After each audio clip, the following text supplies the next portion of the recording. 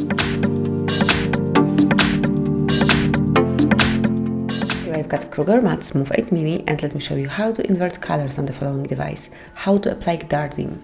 So at first let's open the settings, then locate and open accessibility, which is here. And now scroll down to the very bottom of the list where you will notice color inversion. So simply tap on this switcher, and as you can see, from now on you've got dark dim applied on your device and you can use it this way. The colors are inverted, so also it's very good for your eyes, it's perfect eye protection method.